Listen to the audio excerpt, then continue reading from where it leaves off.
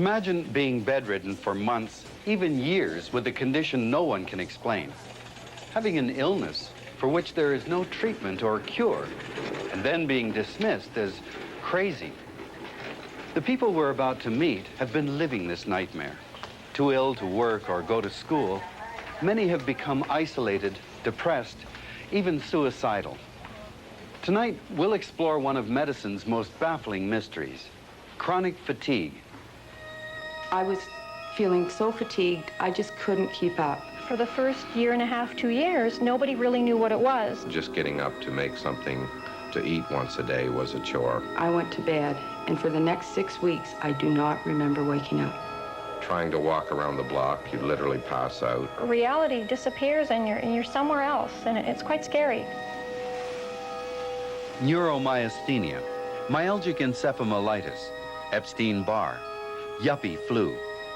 Chronic fatigue syndrome, or CFS, is known by many names. Victims call it a nightmare. Tonight we'll visit some of the world's leading experts on CFS and meet doctors and researchers who are trying to unravel its cause. But first, we'll meet the victims and learn how this baffling illness has placed their lives in limbo.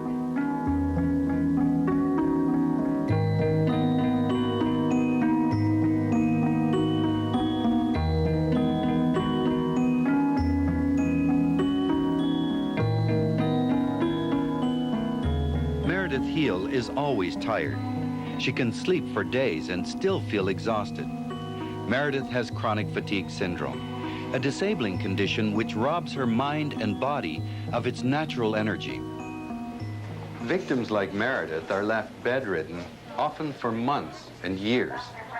They exhibit a bewildering array of symptoms, everything from enlarged spleens and severe muscle pain to memory loss and exhaustion. No one knows what causes it. Millions are affected, yet there's no treatment or cure. We don't even know how it's transmitted. Part of the problem has been distinguishing CFS from other similar conditions. Dr. Irving Salat, head of infectious diseases, Toronto Hospital. There are people with psychosocial problems, people with emotional problems, and people with devastating illnesses who may all present with fatigue. Only a small proportion of those people will have what we call chronic fatigue syndrome. That illness is a type of chronic fatigue associated with cognitive or thinking problems. In addition, there are difficulties with muscle aching, low-grade fevers, recurrent sore throats, and perhaps night sweats.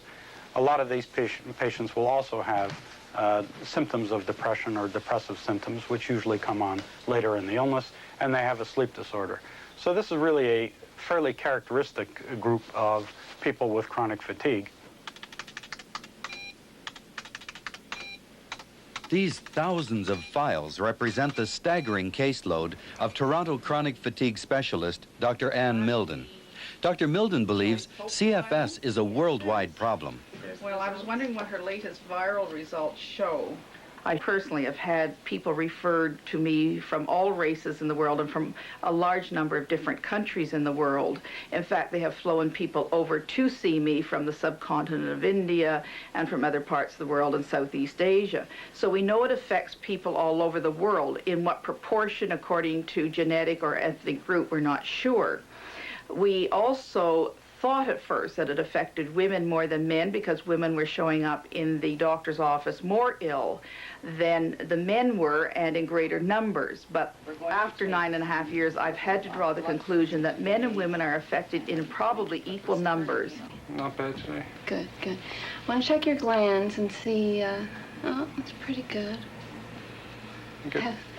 Diagnosis can be a slow, frustrating process. Typical is the experience of CFS victim Bruce Morley. He speaks with specialist Dr. Carolyn Dean. I was diagnosed originally with maybe colitis in the bowel. Yeah. And then I went to numerous doctors, and then they thought maybe it was, I was in the hospital for about 2 years ago for 4 days, and they thought it might be the heart. Oh. And I'd seen quite a few doctors in between, including a psychiatrist who thought I was having possibly panic attacks and wanted me to take antidepressants.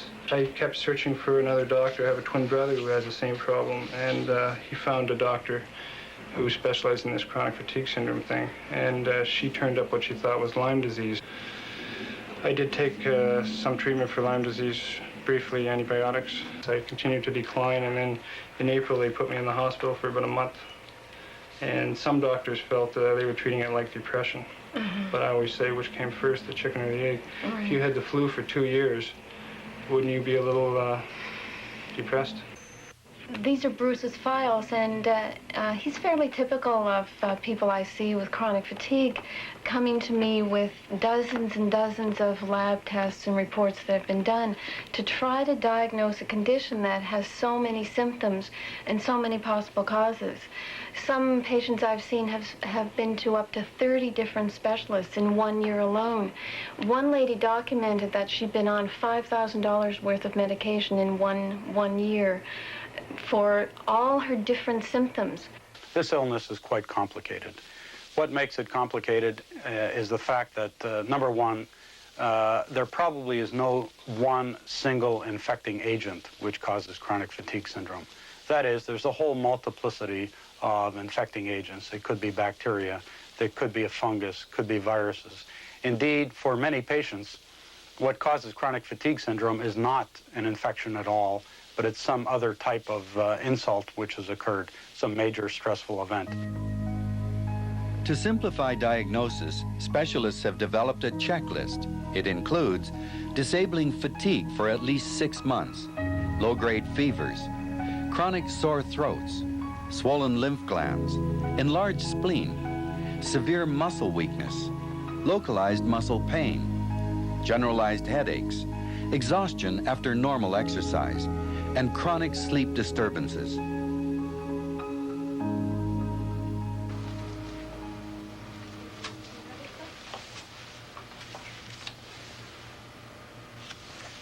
Meredith has seen many doctors and undergone a battery of tests. Here at Toronto Western Hospital, she is prepared for a sleep study which will monitor her brain waves. A little bit harder. Okay, and wiggle the toes on your right foot. Carrying on. Dr. Harvey Moldovsky, a sleep and chronic fatigue specialist, is investigating Meredith's sleep pattern. He speaks with her mother, Barbara Heel.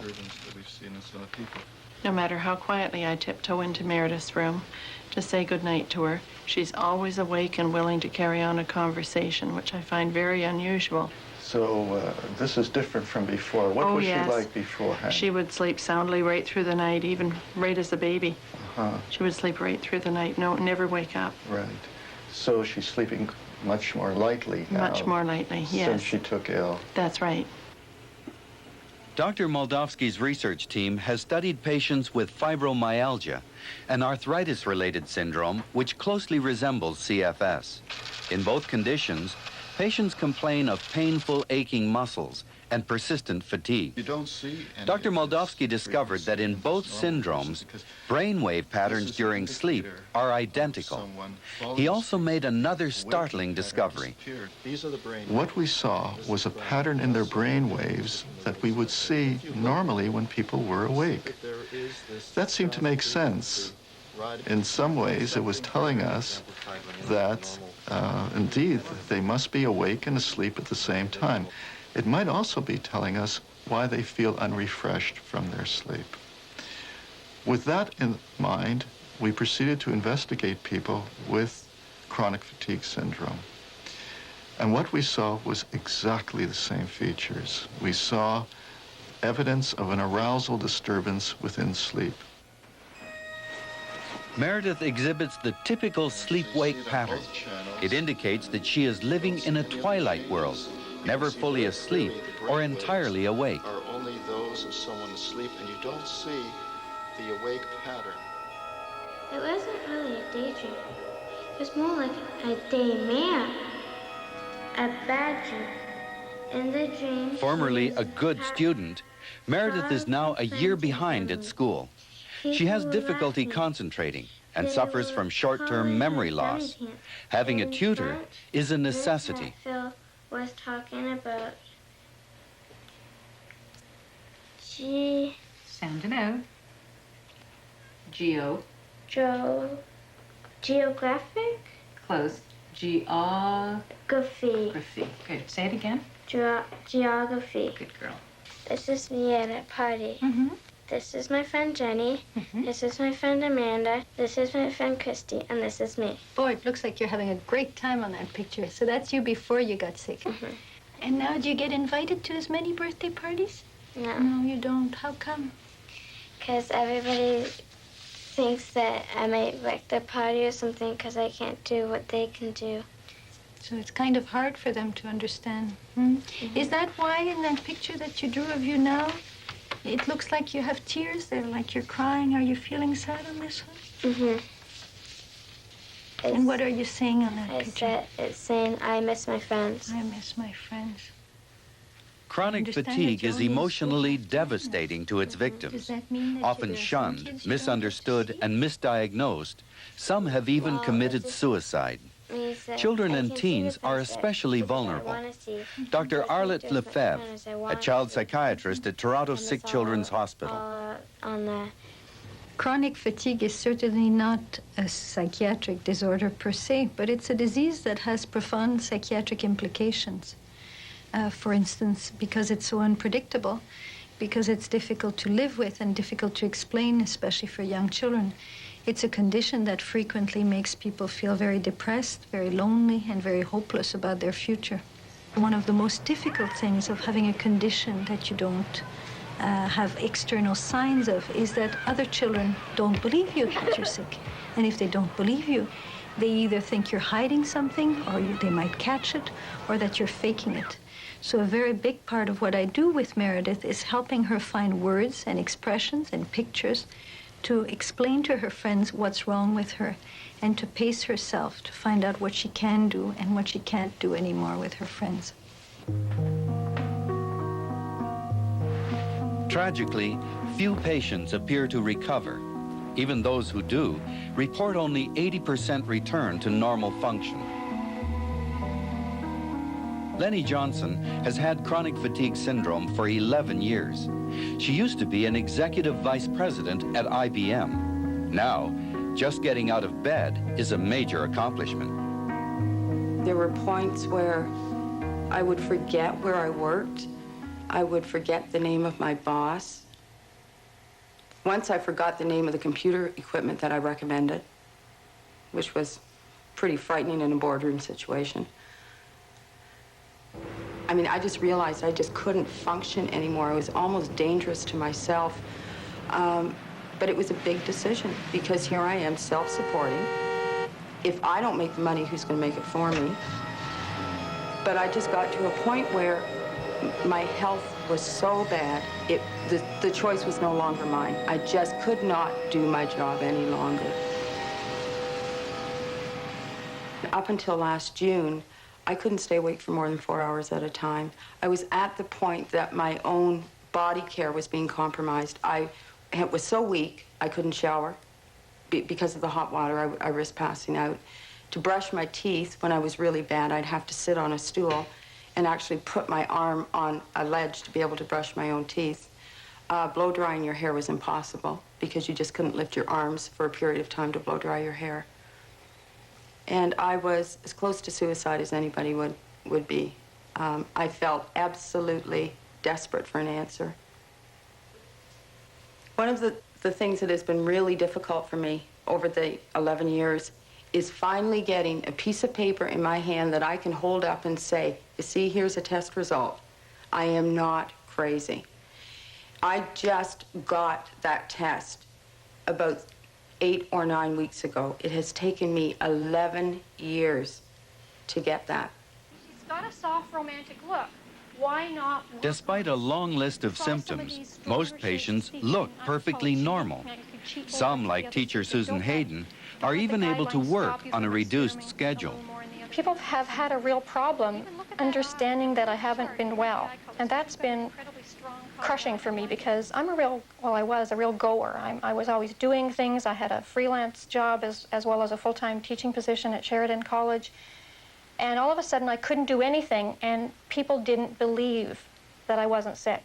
So that was really, really difficult. And even now that I'm back teaching part-time, Hundreds and hundreds of shades. many people still sort of look at me and say, well, you look fine, you must be okay. And meanwhile, inside I'm dying. I'm just waiting to crawl into my car and sit for 15 minutes before I can even drive home.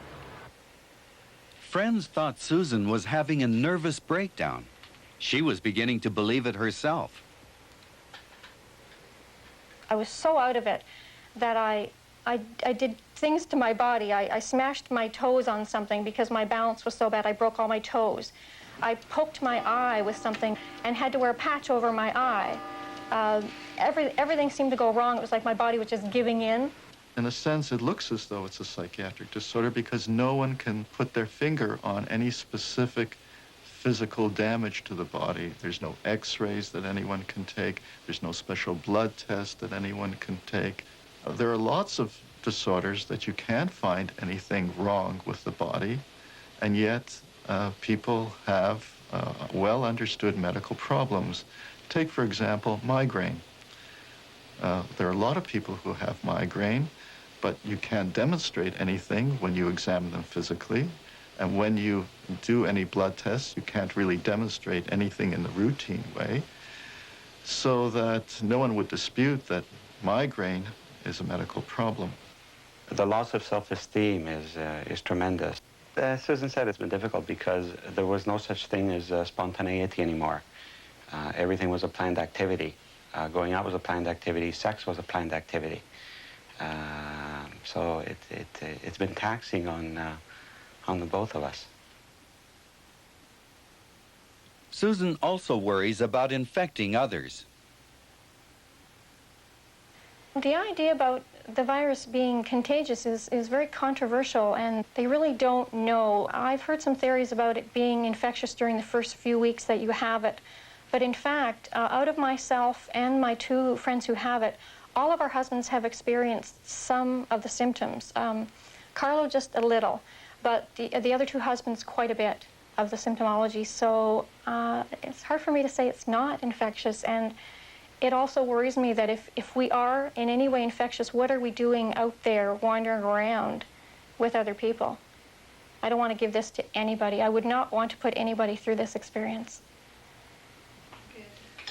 People can have symptoms and not have an illness which is contagious. For example, you take lupus, which is an immunologic condition where people become quite fatigued and have a lot of other problems. This is not contagious within the family. Chronic fatigue is a multifactorial illness. It implies that there are many different infecting agents. It must be operating on a person who has a particular subset of characteristics. They must be susceptible in some way. Therefore, I do not believe at all that this is a contagious illness. There are many misconceptions about chronic fatigue syndrome, the most common being that CFS is caused by depression. Like 80% of victims, Alison Brown has experienced depressive symptoms, including mood swings. Inside, I knew something was wrong and I didn't know what it was. So I often, well, not often, but a few times I just thought I'm gonna drive away from everybody and just forget everything because I couldn't, I couldn't really cope with what was going on.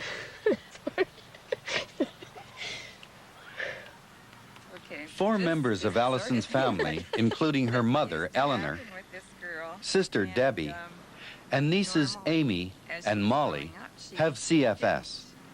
Give in to tears. None has a history of depression. You can't possibly have swollen glands, sore throats, swollen spleens, and certainly nobody can see the painful muscles, but with Debbie, with her swollen hands and swollen feet, obviously this is not a psychological problem. This is not purely a psychiatric illness. This illness is not major depression. It has some features of some emotional problems, some features of major depression, but it is not major depression. When we come back, what does cause chronic fatigue? Scientists search for an answer. The immune system is fighting against something. What that something is the $64,000 question.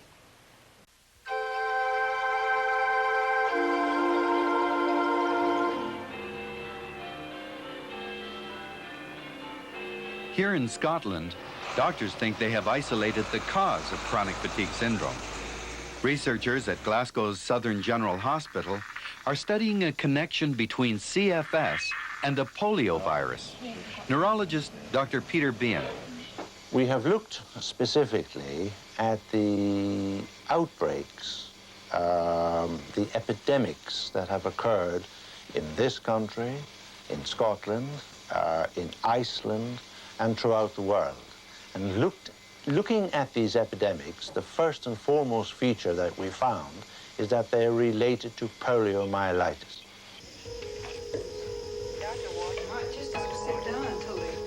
Polio is a viral disease which destroys nerve cells, leaving victims paralyzed. Today, thanks to modern vaccines, outbreaks are rare. This is a polio virus shown infecting a healthy cell. Carrying strands of genetic material, the virus reproduces by converting its DNA into the RNA of host cells. Dr. Behan began to look for evidence of the polio virus in the RNA in chronic fatigue syndrome patients. What we then did was to look at outbreaks here and to apply the latest techniques in molecular biology using specific polio-like virus probes.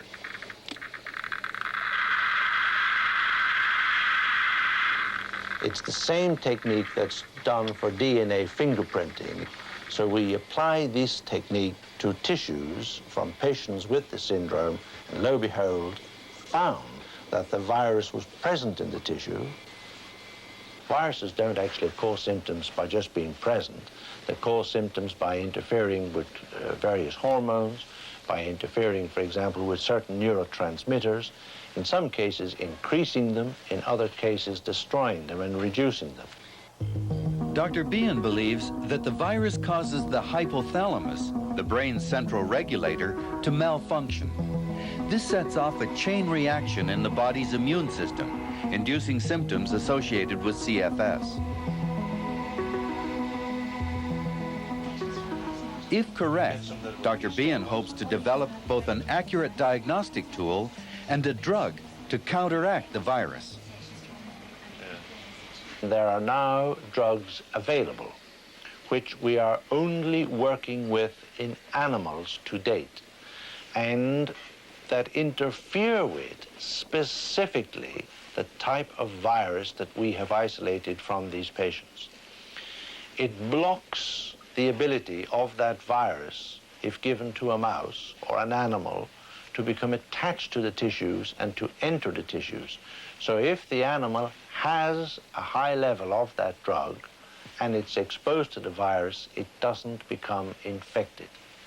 Whether this will have any effect on chronic viruses is something to be tested for.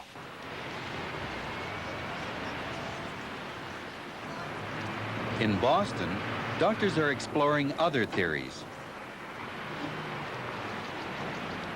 Here at Brigham and Women's Hospital, researchers have focused on subtle yet significant abnormalities in the immune system. These include decreased killer cell activity, elevated antibody levels, and a lack of immune response to specific toxins. Head of Internal Medicine, Dr. Anthony Komaroff. I and many other people who are doing research think that this illness, which we now call chronic fatigue syndrome, probably involves an immune system activation and infectious agents, viruses, perhaps other kinds of infectious agents, bacteria.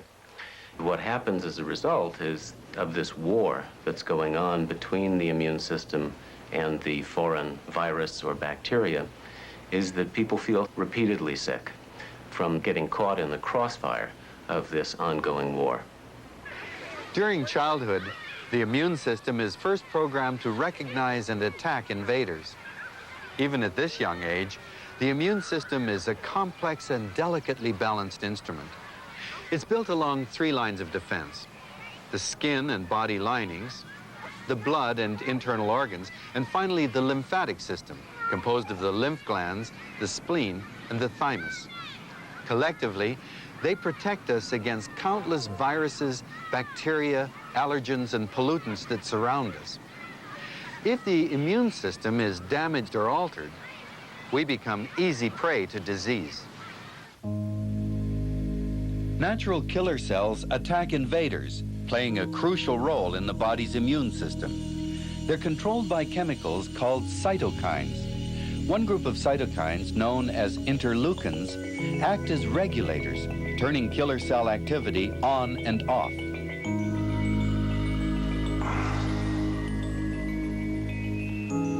Cytokines produce the characteristic flu symptoms we experience during an illness. Immunologists suspect that the cytokines of chronic fatigue syndrome patients remain switched on, affecting both the body and the brain. One of the great surprises in research in the last 10 years has been the recognition that certain disorders of the immune system can actually bring on psychological afflictions. For instance, certain immune system cytokines, these chemicals we were talking about, can make a person depressed. They can make a person very anxious and irritable. They can even affect the ability of a person to think.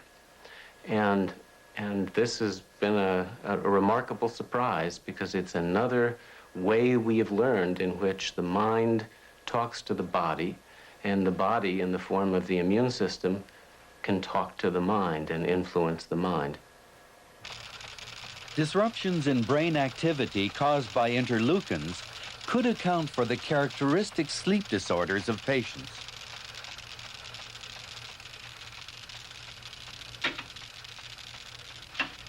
Sleep specialist Dr. Harvey Moldovsky. There is a connection between how we sleep and the patterning of the immune system. Indeed, there are substances within our body that are not only immunologically active, they play a key role in the immune system. Substances like interleukin-1 has been shown to have a sleep-promoting effect in animal studies. And indeed, in man, in our own studies, we have found that the activity of interleukin-1 goes up when we go to sleep. The question then comes up, do people with chronic fatigue syndrome have changes in the patterning of their immune system? At the Atlanta Center for Disease Control, doctors believe the answer is yes. They're experimenting with a cancer-fighting drug called Ampligen. Ampligen stimulates the immune system to produce interferon, a protein which attacks virus-infected cells. However, it may be years before the drug is commercially available. Meanwhile, there is concern that chronic fatigue is also an autoimmune disease, an illness in which the body attacks itself. Immunologist Dr. Hans Michael Dosch. Whatever is wrong in chronic fatigue may well involve the immune system. However, it is not a chronic progressive disorder comparable to any extent with, for example, AIDS or certain of the lymphatic cancer, nor is there any evidence to suggest that as an end stage of chronic fatigue, there is a bad deterioration that leads to a severe autoimmune disease like MS or to a cancer. Nor is there evidence that there is heightened susceptibility to develop any other viral diseases. Dr. Dosch is studying a human tumor virus called Epstein-Barr. It is one of many possible infecting agents which Dr. Dosch hopes will provide clues to the cause of CFS. These are cloning plates, and all the black dots on these cloning plates represent one cloned human gene that is induced by the virus after 2 hours, 4 hours, 6 hours, or 12 hours after the virus enters the cell. So we now will be able to identify these genes, decipher the genetic code, and then get a much better idea of what actually happens between the virus and the human cell. And we hope that this approach in this lab or similar labs elsewhere, it's a very active area of research, what happens to these cells and how perhaps this interaction goes astray in patients with chronic fatigue. There are many illnesses caused by pollutants, allergens, and toxic chemicals. Some doctors believe chronic fatigue syndrome is one of them.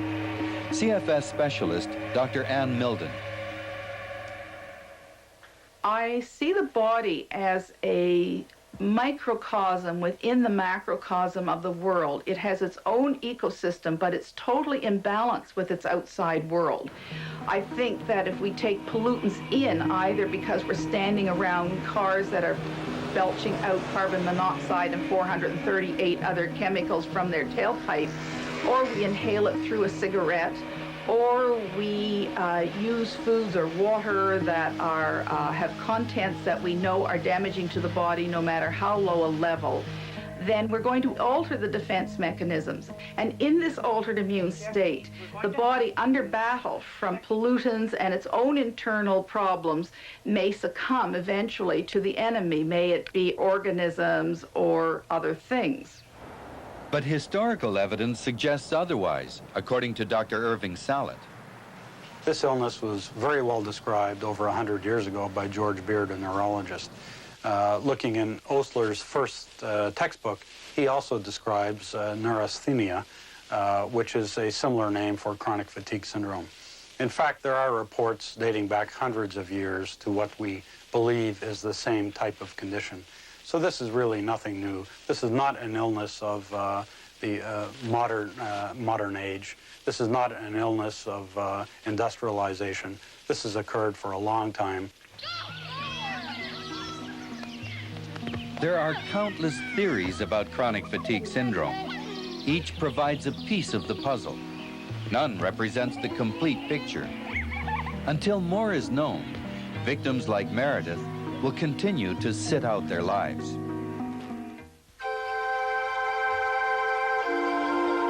When we return, a controversial treatment and what the future holds for victims of chronic fatigue.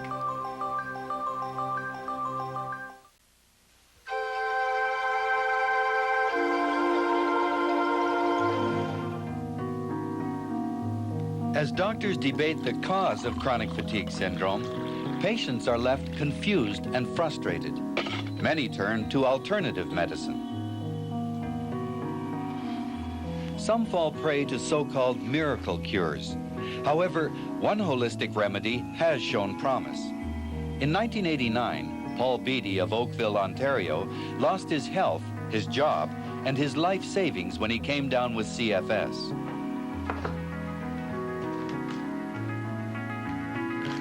Last year, Paul began taking an essential fatty acid called evening primrose oil.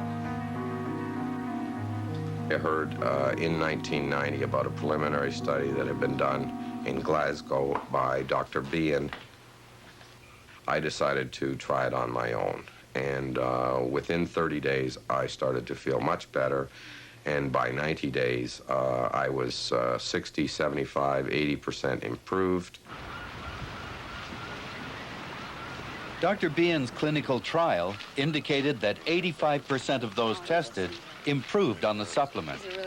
He believes the treatment may correct a cellular deficiency in patients. We know that one of the abnormalities that is associated with this disturbed cellular function is a lowering of essential fatty acids. You find, for example, following glandular fever or following other virus infections, that essential fatty acids become very low.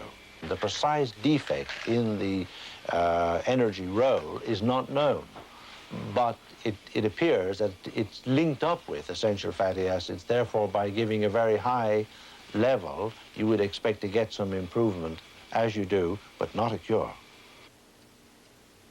Eleanor Brown and her family also tried Efamol, a commercial name for evening primrose oil. Last fall, we went to the support group in Collingwood, and up there learned a double-blind study had been done in Scotland. So we all decided we would try Efamol.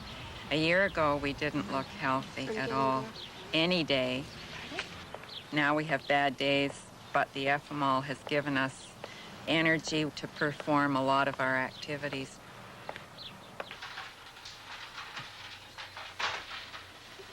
Reports indicate that many patients improve without any treatment. Only follow-up studies will determine how effective evening primrose oil really is. Have you had any athlete's foot or... Some chronic fatigue specialists, like Dr. Carolyn Dean, are practicing naturopaths. How's your vision? Any blurriness? I just went to the... Dr. Dean treats many of her patients for yeast infections. Everybody has yeast in their intestines, and what I've seen happening over the 12 years of my practice is people who've been on antibiotic therapy for probably good reason, but maybe too long, prolonged antibiotic therapy, cortisone, high sugar refined diets, different things that can encourage the growth of the yeast in the intestines. What happens when the yeast overgrows in the intestines is that 79 different byproducts are formed from the yeast. They go into the bloodstream, and the body's immune system has to deal with those byproducts. Candidiasis is a condition of an overgrowth of the normal intestinal yeast or candida in the bowel. Chronic fatigue symptoms, swollen glands, headaches, extreme fatigue, and muscle exhaustion. Candida has those symptoms as well. Most of us who are studying this illness have been so caught up with trying to understand what the causes of it are that no one has done a lot of work studying treatments. And our thinking is that until you understand causes better, it's awful hard to know what treatments might work. There are all kinds of people who promote various types of remedies for chronic fatigue syndrome, many of which I do not believe work. So patients end up going along different pathways, and they kind of waste their energy. These days, some people try to attribute all types of symptoms in the community that we don't understand to chronic fatigue syndrome. And it's almost as if there's no longer any anxiety, there's no longer any neurosis, there's no longer any depression. Everybody has chronic fatigue syndrome. This is a dangerous thing to do. The illness chronic fatigue syndrome definitely exists. It is a very important and devastating problem to patients, but let us try to analyze this group of patients and separate out those with other types of problems so they can be treated properly. Effective treatments will only be found through medical research, but as Toronto immunologist Dr. Hans Michael Dosch explains, that won't be easy. If one wants to do a patient-related, patient-oriented study, it has to then focus on a large number of individuals. This is expensive. And I tell you very simply, at one point I tried actively to do some research in the area. There's no way to find funding for it. And I can find funding for cancer, for certain things that I identified, usually disorders that kill. Chronic fatigue is hard.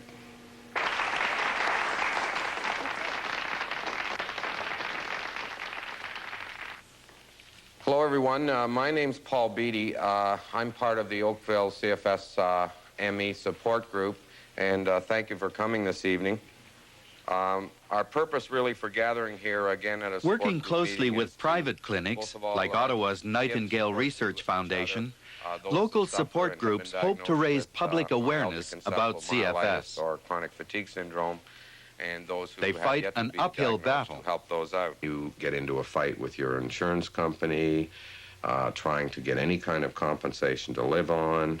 You lose your job, and you fight with former employers. I know that there's very many lawsuits going on with this now, and as a result, people lose their savings, their homes, marriages have broken up, children have been lost, and it's just a cascading of terrible, terrible events that has led to quite a number of suicides in North America. I think it's really important that we have these support groups. I think that in a lot of cases, the support groups have been invaluable to people because of the lack of support out there from the medical community and also from people's families. Lack of information. The whole thing for me has been like a detective story that I've had to unravel all by myself. Yeah. And each meeting gives me names and ideas, and I go from there out into the search. If we can get a clinic set up with doctors that will be on a panel, this will eliminate people being sent from doctor to doctor to doctor.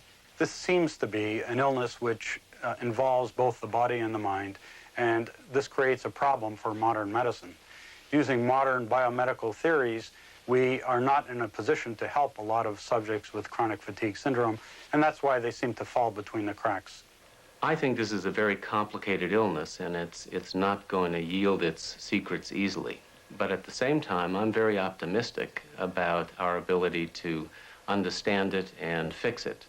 I don't know how long that'll take, but we live at a time in human history where we have unparalleled scientific knowledge that allows us to, for example, find germs and viruses that you could never have found even 10 years ago, and to kill those viruses with techniques that you never would have dreamed of even 10 years ago.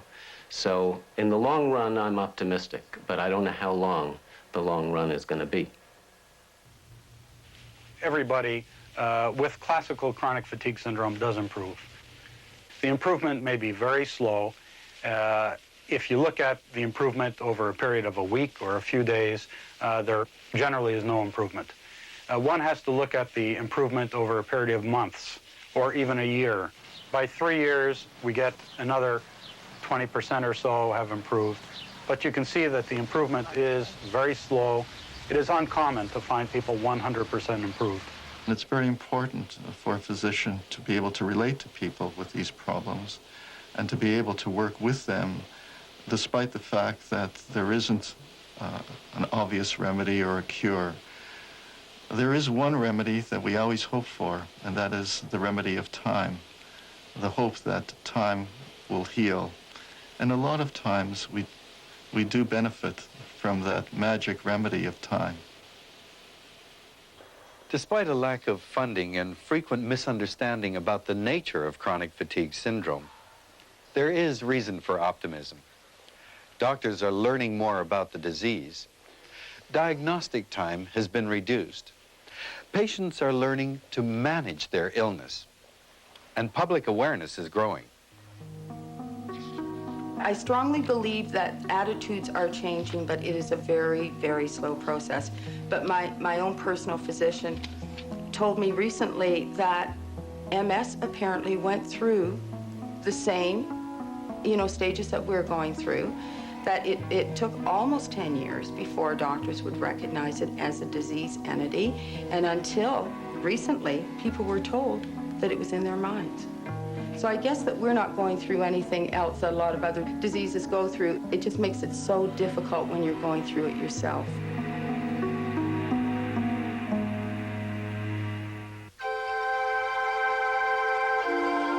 David Suzuki will be right back with a look at next week's show, Lasers, Brighter Than the Sun.